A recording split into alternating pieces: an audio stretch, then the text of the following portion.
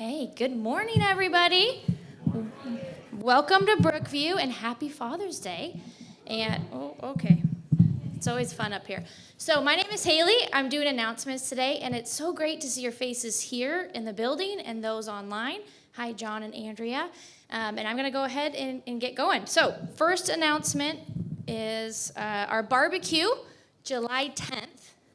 Right up there. And why are we getting together and having a barbecue in the evening at 5:30?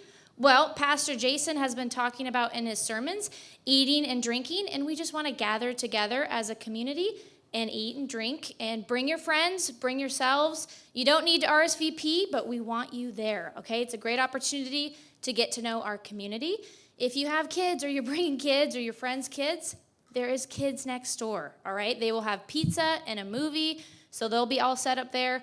If it rains, which it shouldn't because it's summer, right?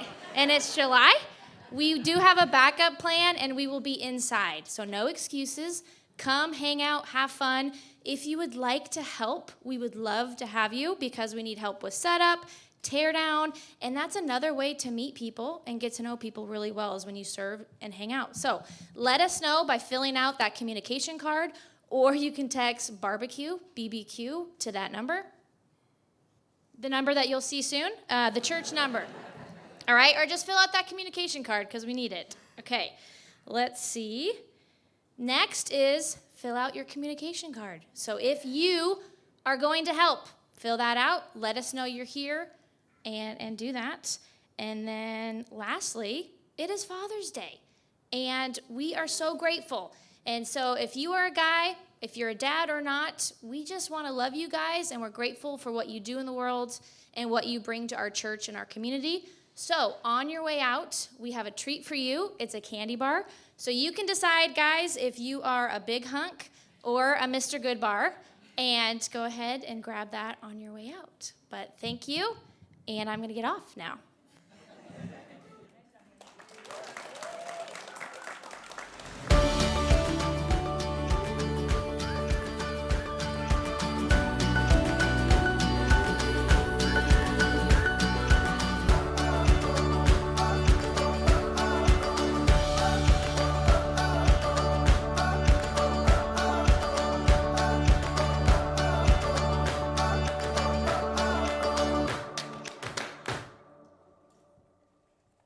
Morning, guys. Good morning.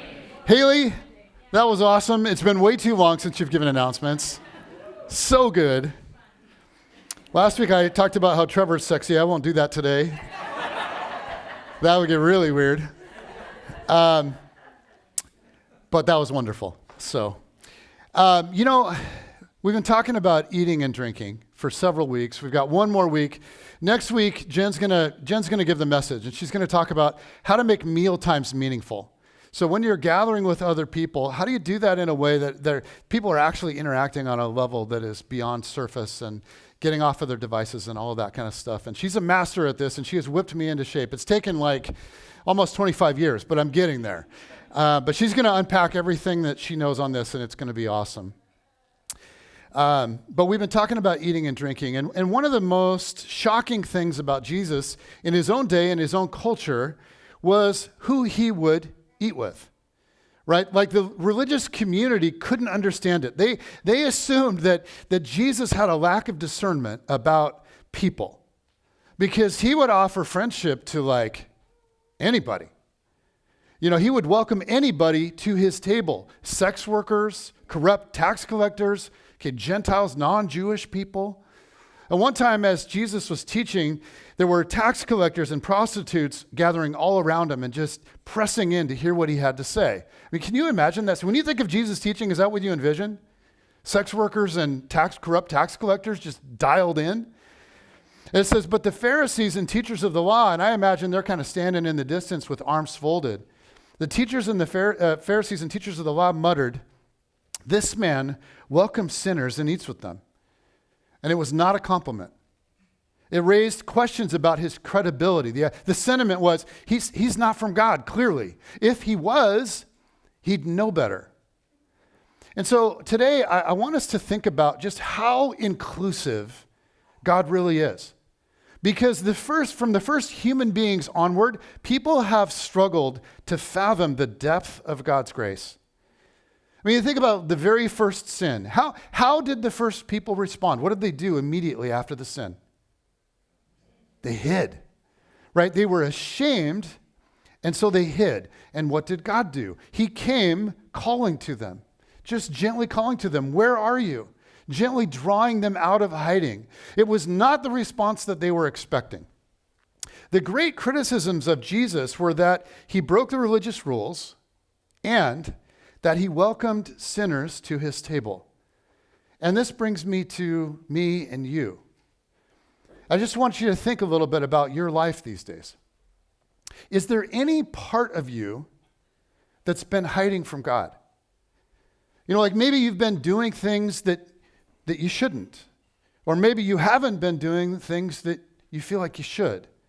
Or maybe you've had some really dark thoughts. Or maybe your heart has just been off. It's been in the wrong place recently, and it kind of makes you nervous. It kind of scares you. If so, my question is, do you know there's a seat at God's table for you? Like when you envision God looking at you, what do you imagine that he feels toward you? Does he feel warmth and love and a desire for you to draw near to him? Or does he feel like disgust and frustration and disappointment? What do you think God feels about you? And for some of you, you'd say, well, you know, the Bible tells me, and so I know God loves me. I go, well, that's great. But my question is, do you feel like God likes you? Does he enjoy you? Does he see present beauty in you? Does he see future beauty in you? Or like, do you need to clean yourself up first so that he'll love you? Or can you just come to him as is? Human beings have consistently diminished God in many, many ways. Like this is what happens. And I am convinced that much of the way that we live is the direct consequence of the size of our God. And the biggest problem that most of us have is that our God is too small.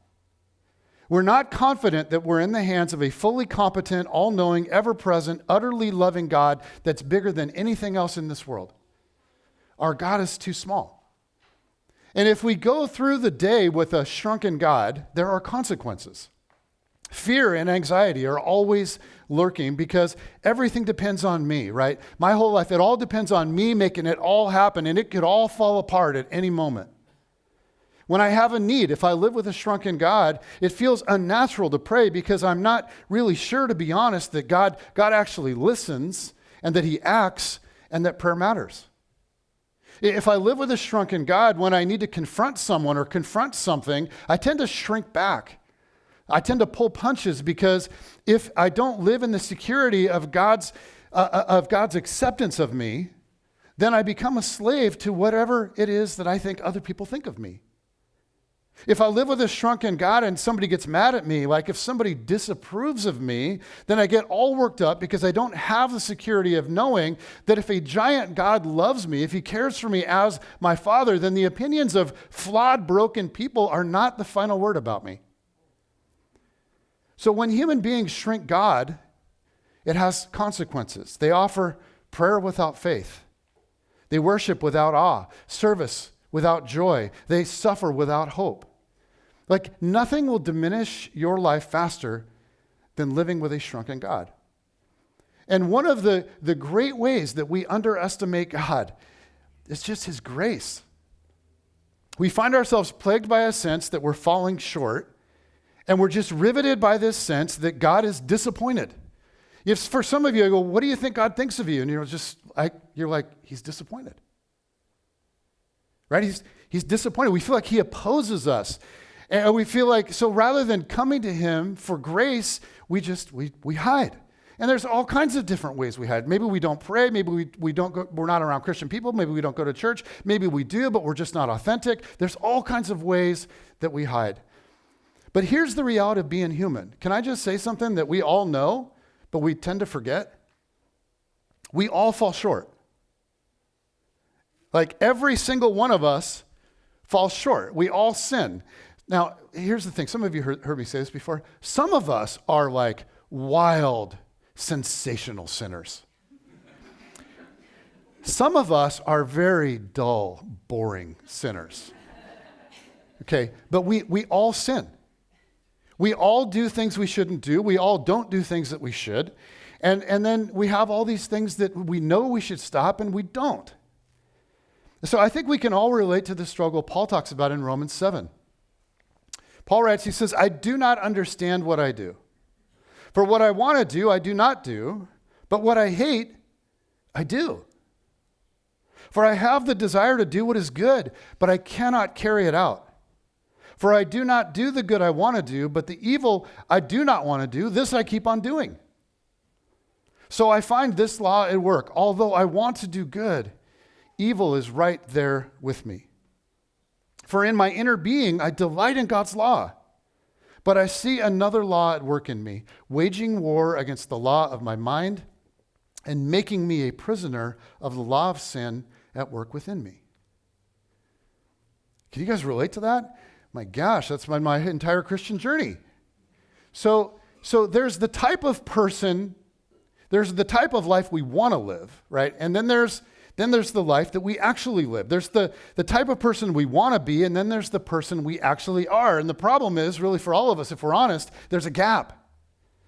And when that gap becomes painfully real to us, when we know we're falling short, how we handle that is critical. And our view of God in that moment makes all the difference. So today, I want us to look at the stories of two different guys. Both of these were inner circle, very close to Jesus guys. And both blew it with Jesus big time. Okay, the first guy is Peter. Now, I love Peter. Peter is the opposite of me because I'm like, well, I won't get into that, but Peter is a highly reactive feeler who lives with passion. And so I love Peter's emotion. He just puts himself out there. Like he's the first guy. If somebody asks a question, he's the first guy to raise his hand, right? You know, I'm the guy that sits in the back and goes, let's see how this goes before right? Peter's an act first, think second kind of guy. So usually, whenever something happens, the rest of the disciples, they all freeze, right? They freeze. Peter, he acts. So like one time the disciples are on a boat and they're in a major storm and they're all freaking out and they're thinking they're going to die. And then suddenly Jesus comes walking toward them, on the water. And before they can really even get their minds around what's happening, Peter's out of the boat and he's walking on the water with Jesus. That's awesome. Another time, Jesus asked the disciples, who do people say I am? Now, that's not really a threatening question, and so they all jump in on that one. They're like, we can tell you what people say. They're like, well, Jesus, some say John the Baptist, and others say Elijah, and still others Jeremiah or one of the prophets. But then Jesus kind of puts it back on them, and he says, okay, but who do you say I am? And there's all this awkward silence, right? They're just kind of like, don't want to give the wrong answer. And while everybody else freezes, Peter puts himself out there and he says, you are the Messiah, the Son of the living God. And Jesus says, ding, ding, ding, blessed are you, Simon, son of Jonah, for this was not revealed to you by flesh and blood, but by my Father in heaven. And I tell you that you are Peter, which means rock, and on this rock I will build my church, and the gates of Hades will not overcome it. I will give you the keys of the kingdom of heaven. Whatever you bind on earth will be bound in heaven, and whatever you loose on earth will be loosed in heaven. And I envision Peter going, sweet. Right? But then right after that, Jesus starts telling the disciples that he's going to suffer and die, and they're just looking at each other in confusion and disbelief. And so again, Peter's the guy that steps out and takes action. He pulls Jesus aside with an arm around him, kind of like Jesus, like sidebar, let's go. And he's like, first of all, Jesus, this whole suffering and dying business, I don't want it's not going to happen because I am not going to let that happen to you. As if Jesus needs Peter to protect him. And second of all, Jesus, you got to stop talking like that around the guys. It's bad for morale, right? We're trying to start a movement, and so I don't want to tell you how to do it or anything, like you're the rabbi, but you should try being more positive. And so Jesus looked Peter right in the eye, And he says, "Get behind me, Satan." He's like, "You are a stumbling block to me. You do not have in mind the things of God, but the things of men." And it's interesting because when someone is off, Jesus doesn't like sugarcoat it, right? Like, question for you guys. Have you ever been at work and you're in like a brainstorming meeting and you throw out an idea and your boss calls you Satan? Like, you know it's a bad idea when that happens, right? So on one hand, Peter's the rock. Jesus is like, "I'm going to build the church on you. You're the foundation." On the other hand, he's like, "No, you are Satan incarnate." And so he's just sort of this bipolar existence with Jesus, with Peter. He puts himself out there, and sometimes it goes awesome, but most of the time it goes really badly. But Peter is a guy who follows his passions. Like, he feels deeply. He acts decisively, quickly, not always wisely.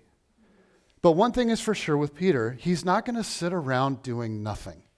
Right? He's a strong bias toward action. And we see his personality coming out on the night of the Last Supper. Jesus celebrates the Passover with his disciples.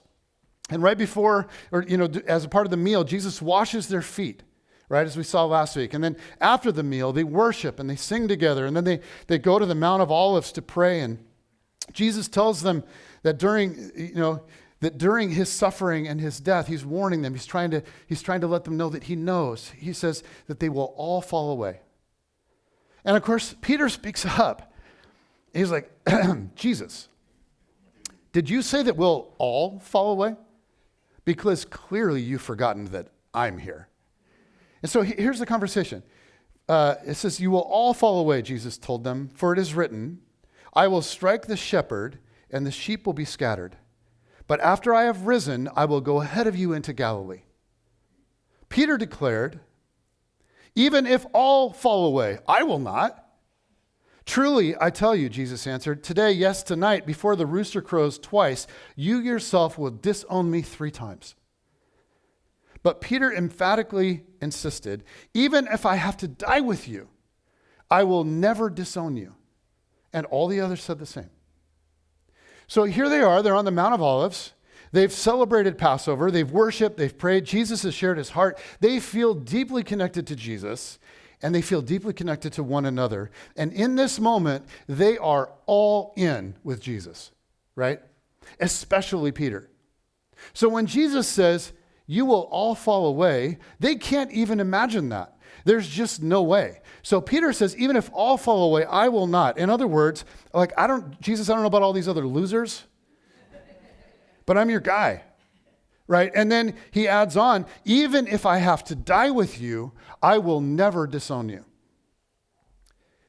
Have you ever been there with Jesus? Like, have you ever felt like that? Because I think that when Peter said this, he absolutely meant it. He's so full of passion and devotion in this moment. He can't possibly imagine betraying Jesus. So when he says, "Jesus, I would die for you," I think he absolutely means that. Like, have you ever been in a moment where you have felt that? Like, you ever had a moment where you experienced Jesus so powerfully? Maybe it's at camp, or maybe in a church service. Maybe it's, when you're praying, or maybe you're in a group of people and something really special is happening. It's very tangible, and it just grips you and it fills you. And you have a moment of clarity where you get a glimpse of how beautiful and how good Jesus actually is. And you know it's real, and you know it's right. And in that moment, you feel like you would give anything for Jesus. Well, Peter's in that place. Jesus is more important to him than life itself. "Even if all fall away, I will not. Even if I have to die with you." So fast forward just a couple of hours. There's a few hours later. Jesus is praying in the garden, and Peter struggles to stay awake, right? And when the company of soldiers comes to arrest Jesus, true to his nature, Peter springs to action, right? And he whips out his sword, and he goes nuts, and he cuts off the ear of one of the soldiers. And Jesus is like, "For Pete's sake." Come on. You guys know that's where that came from, right? "For Pete's sake, what are you doing?" He's like, okay, this is not the way my kingdom is going to come. With you chopping people's ears off, Pete. And so Jesus goes over, he's like, Pete, put it away. He goes over and he heals the guy's ear. I mean, what a scene. And then to Peter's amazement, Jesus just allows himself to be arrested. Peter is utterly confused. This is not how things are supposed to go. Jesus is supposed to become the king. There's supposed to be a revolution, and they're supposed to overthrow Roman oppression, and there's going to be a new kingdom where God is worshipped and honored, and people, so try to feel what Peter's feeling in this moment. He's like, if Jesus is the Messiah, like, where's the revolution? Like, where's the kingdom? This is not how this is supposed to go at all. So Peter is entering into this really dark hour. There's confusion and fear and doubt. So fast forward now just a couple of hours from that. Peter faces even more pressure and he fails. Okay, classic scene. Verse 54. Then seizing him, they led him away, talking about Jesus, and took him into the house of the high priest. Peter followed at a distance. And when some there had kindled a fire in the middle of the courtyard and had sat down together, Peter sat down with them. A servant girl saw him seated there in the firelight. She looked closely at him and said, "This man was with him." But he denied it. "Woman, I don't know him," he said. A little later, someone else saw him and said, "You also are one of them." "Man, I am not," Peter replied. About an hour later, another asserted, "Certainly this fellow was with him, for he is a Galilean." Peter replied, "Man, I don't know what you're talking about." And just as he was speaking, the rooster crowed. The Lord turned and looked straight at Peter. Jesus is in the courtyard now. Then Peter remembered the word the Lord had spoken to him. "Before the rooster crows today, you will disown me 3 times. And he went outside and wept bitterly. Can you imagine what that must have been like? As he denies Jesus for the 3rd time, Jesus, who's now in the courtyard, bloody and beaten, looks right at Peter. They lock eyes. Can you imagine that? And I just want to ask, have you ever been there? Have you ever had a moment where you have totally blown it with Jesus? Have you ever vowed not to do whatever it is you tend to do? You ever had a moment with God where you say, "Okay, God, I'm never going to do that again. I'm never going to betray you like that, Jesus. From here on, I'm living for you." But then circumstances change and the pressures of life happen, and you're not at camp anymore. You're not at church anymore. You're not with that group of friends who love Jesus together anymore. And the pressure comes and the temptation comes, and you betray Jesus. You ever been there? I want to quickly look at another famous person who betrayed Jesus. I want us to think a little bit about the story of Judas. Because like Peter, Judas was a follower and a friend of Jesus for 3 years. Like Peter, Judas left behind his life to walk with Jesus and follow Jesus. Like Peter, Judas saw the miracles and he walked with Jesus. And like Peter, Jesus loved him. Like Jesus loved Judas. And you cannot convince me that Judas wasn't sincere at first. I mean, I think Judas loved Jesus. I think he was powerfully drawn to Jesus. I think he truly was a friend of Jesus. He believed. But somehow, somewhere, something went horribly wrong, and Judas sold Jesus out for 30 pieces of silver. And as we know, Judas led the soldiers to Jesus to arrest him. And the sign for the soldiers was that he kissed Jesus. I mean, what a betrayal. So as a disciple, as an intimate friend of Jesus, he did the unthinkable. And the level of remorse and guilt that he experienced is unimaginable. Try to feel this scene now from the perspective of Judas. Early in the morning, all the chief priests and the elders of the people made their plans how to have Jesus executed. So they bound him, led him away, and handed him over to Pilate, the governor. When Judas, who had betrayed him, saw that Jesus was condemned, he was seized with remorse and returned the 30 pieces of silver to the chief priests and the elders. "I have sinned," he said, "for I have betrayed innocent blood." "What is that to us?" they replied. "That's your responsibility." So Judas threw the money into the temple and left. Then he went away and hanged himself. Now, again, I want to ask you a serious question. The betrayal of Judas was unthinkable. But was it unforgivable? Think about the heart of Jesus for a second. Do you think Jesus could have ever forgiven Judas? I do. I think Jesus' love extends that far. I think that the payment on the cross would even cover Judas. So what if Judas didn't give up on the grace of God? Imagine, like what if Judas actually experienced the forgiveness of Jesus? What if Judas would have encountered the resurrected Jesus? And what if Judas would have gone beyond remorse and he would have repented and he would have cried out to Jesus? I'll tell you what I think. I think Jesus would have forgiven him. I think it would have been one of the most tender moments in all of human history. I mean, there could have been healing and joy and renewal on unspeakable levels.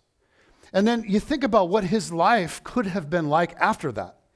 I mean, imagine the ministry that he could have had, the story that he could have told. I mean, what if there were a book in the Bible written by Judas? And what if it was just a story of unthinkable grace?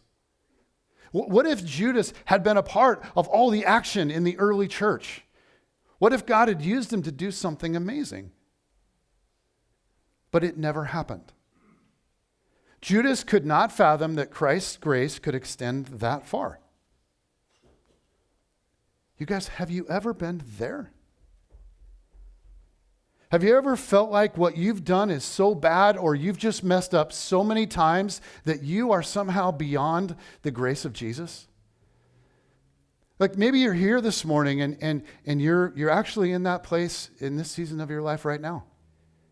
You've struggled with something so deeply for so long that deep down you wonder if maybe God has just given up on you. And if that's you, I just want to challenge your picture of God. Because when we mess up or fall short, and we all do all the time, you guys, our picture of God, what we imagine him to be like, it really matters. It can completely change the trajectory of our lives. So, okay, let's shift back to Peter. Like Judas, Peter was also seized with remorse. Like Judas, Peter was also devastatingly ashamed. Peter's world was also rocked by what he had done, but Peter didn't give up. Peter encountered Jesus again, and that encounter changed everything. So I want us to look at what happened between Peter and Jesus in John chapter 21. This is after Jesus has been raised from the dead. It's after Jesus has appeared to the disciples a few times. And so on this particular morning, Jesus has just had breakfast with the disciples. And then check out this amazing interaction between Jesus and Peter. It says, when they had finished eating, Jesus said to Simon Peter, "Simon, son of John, do you love me more than these?" "Yes, Lord," he said. "You know that I love you." Jesus said, "Feed my lambs." Again, Jesus said, "Simon, son of John, do you love me?" He answered, "Yes, Lord, you know that I love you." And Jesus said, "Take care of my sheep." The third time he said to him, "Simon, son of John, do you love me?" Peter was hurt because Jesus asked him the third time, "Do you love me?" He said, "Lord, you know all things. You know that I love you." And Jesus said, "Feed my sheep." Jesus goes on, "Very truly I tell you, when you were younger, you dressed yourself and went where you wanted. But when you are old, you will stretch out your hands, and someone else will dress you and lead you where you do not want to go." And John then says, Jesus said this to indicate the kind of death by which Peter would glorify God. And then he said to him, "Follow me." So Jesus now gives Peter the chance to affirm his love for Jesus 3 times. Ironic. He explains that eventually Peter's love for Jesus will actually cost him his life. that he will live out the promise that he made a few weeks before. That in the end, his devotion will lead to suffering and death. And then Jesus says very simply, he looks him in the eye and he says, Peter, follow me. 3 years earlier on the shores of that same lake, Jesus had spoken the very same words to Peter. It was the very beginning. Follow me. And then all the teaching and all the miles that they walked together and all the miracles and all the stories and all the teaching and all the moments and all the meals that they shared, all that Peter had seen and all of his impulsiveness and failures and his ups and downs and his flaws and failures now revealed, none of it changed the same initial invitation that Jesus gave to Peter and that he continues to give to you and me. Follow me. And the truth is, following Jesus is more than a one-step deal. It's a lifelong walk, and there are bound to be ups and downs. There's bound to be failure and growth. Like the maturity that happens in us in Christ over many, many years, it doesn't happen in a flash. It doesn't happen in a moment. It comes because we keep showing up to the table of Jesus again and again and again, day after day, week after week, month after month, year after year. It is a long, long walk. Now, the Bible doesn't tell us how Peter's story ended, but there are reliable ancient documents that tell us that Peter was crucified under Emperor Nero for telling the world about Jesus. Peter spent his life telling people about the grace of God. He told people about it until it killed him. And he died as a martyr because he refused to quit testifying about Jesus. The night of Jesus' arrest was not Peter's last chance to love Jesus. Many more chances would come, and Peter would eventually get it right, but only because he did not react like Judas. And so maybe you're here this morning and you're ashamed of something. Or you're feeling totally inadequate as a follower of Jesus. And there's a part of you that is leaning toward kind of giving up on God. Because you cannot see how God's grace could extend to you. Here's what Jesus clearly revealed to us about God. He wants to remake us into new people. And he sees potential beauty and strength in us that we can't fathom. And in Christ, God's grace is available to everyone. Jesus extended grace to anyone and everyone that cried out. He extended it to a woman caught in adultery. He extended it to a corrupt tax collector named Zacchaeus. He extended it to a lifetime criminal just moments before death, a criminal who simply said, Jesus, remember me when you come into your kingdom. He extended it to a murderer named Saul who became Paul, and I think he would have extended it to Judas too, if only. If only Judas hadn't given up on God, if only. And so no matter where you've been or what you've done, there's a place at the table for you. And this is the thing about Jesus is you don't have to clean up first. You just come. You just take your place and you let Jesus love you and you let Jesus tell you who you are and you let his presence awaken in you the things that are good and beautiful.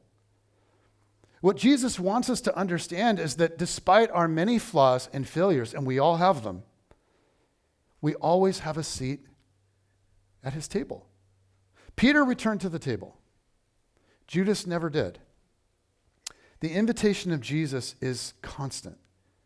He's just saying, follow me. So this morning, we're going to take communion together. In 1 Corinthians chapter 11, the former murderer of Christians named Paul writes this. He says, "For I received from the Lord what I also passed on to you. The Lord Jesus, on the night he was betrayed, took bread, and when he had given thanks, he broke it and said, 'This is my body, which is for you. Do this in remembrance of me.' In the same way, after supper, he took the cup, saying, 'This cup is the new covenant in my blood. Do this whenever you drink it in remembrance of me. For whenever you eat this bread and drink this cup, you proclaim the Lord's death until he comes.'" So this morning, we're gonna do communion together, and I just want to invite you to the table of Jesus. And here's how we're going to do this. We're going to do an extended time of worship. And at any point, when it makes sense to you, take some time and reflect, maybe in prayer, maybe just singing and worship. And when it makes sense, you can come up and get the bread and the juice, and you can drink it and eat it there, or you can take it back to your seat, or you can kneel at the front here and spend some time in prayer. We also have some in the back. Also, by the way, we have a gluten-free option in the back, if that's you and you need that. So we're just going to spend time worshiping, remembering who Jesus is, remembering who we are because of Jesus, and take communion together. Father in heaven,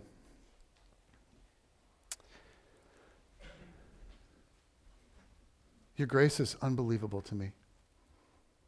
Today's Father's Day, and I think about being a father, and I think about the reality that when I was 18, 19 years old, I didn't want to have any kids.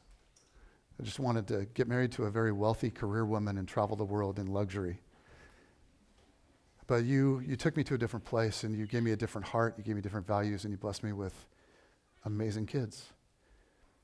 And I think about what a joy it is and what it has been to watch them grow and mature, and to sit around the table together, and to teach them how to do certain things. My gosh, I'm teaching Brooklyn to drive next week as she enters driver's ed. Are you kidding me, God? Your Spirit should direct people away from Mukilteo for a while. But I think about what a joy it is to love them, and they've made mistakes, as all kids do, over the years. And thank God, you've helped them see that no matter what happens, no matter how far they fall short or whatever happens, I'm in their corner. I'm rooting for them. And for some reason, we can look at human fathers and go, well, of course. But with you, we have a hard time going, well, of course. But on this Father's Day, God, would you help us to remember what the heart of a father is really like, and the way that you just want to see us grow by showing up to the table again and again, day after day, week after week, month after month, season after season, year after year, decade after decade, to learn from you how to be like you. God, would you move us in the direction you want us to go, but would you just continually help us feel your grace, because it's just a never-ending flow. This morning, God, would we, if any of us are in this place where we're just feeling a lot of shame or inadequacy or whatever, God, would you speak to us? Would you just speak truth over us? Would you speak your grace over us? And if we've been in hiding, would you help us come out and just be at the table with you as our Father?